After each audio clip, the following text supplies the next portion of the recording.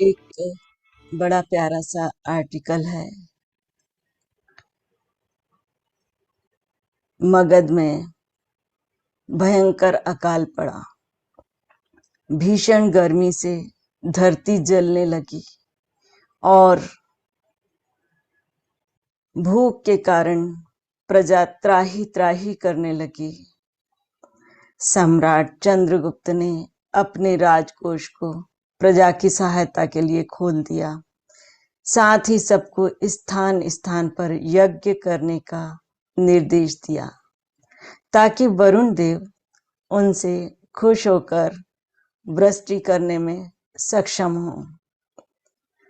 पाटलिपुत्र में भी यज्ञ का आयोजन किया, जिसमें 7 दिन तक निराहार व्रत का पालन करते हुए सम्राट ने मुख्य यजमान की भूमिका निभाई। इसके बाद सम्राट व सम्राज्ञी ने बंजर भूमि पर हल चलाना आरंभ किया।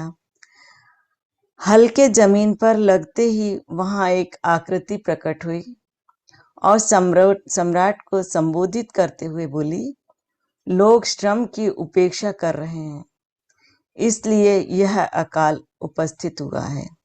यदि प्रजा पुनः श्रम करना आरंभ कर दे तो खुशहाली के दिन पुनः वापस आ जाएंगे।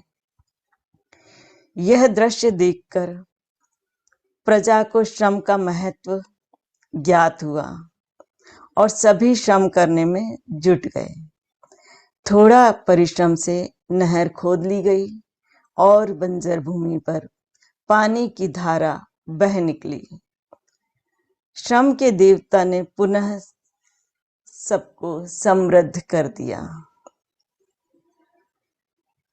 इसी तरह दोस्तों, यदि हम अपने अंदर ध्यान का बीज बोते हैं तो इसके लिए हमें श्रम करना पड़ेगा, समय पे उठना पड़ेगा और बैठना पड़ेगा अपने साथ, अपने लिए अपने समय को निकालना पड़ेगा। एक समय पर एकाग्र होकर बैठना पड़ेगा, अपनी श्वासों से जुड़ना पड़ेगा। जब तक हम परिश्रम नहीं करेंगे, दृढ़ संकल्प नहीं करेंगे, तब तक हम ध्यान में आगे नहीं बढ़ सकते हैं। तो थोड़ा हमारे को अपने शरीर को कष्ट देना पड़ेगा, तभी हम आगे बढ़ सकेंगे, अपनी चेतना का विस्तार कर सकेंगे, अपने परमात्मा से मिल सकेंगे, वरना नहीं मिल पाएंगे।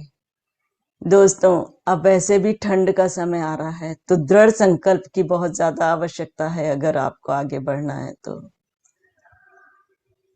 ये मेरा स्वाध्याय यहाँ पर समाप्त होता है।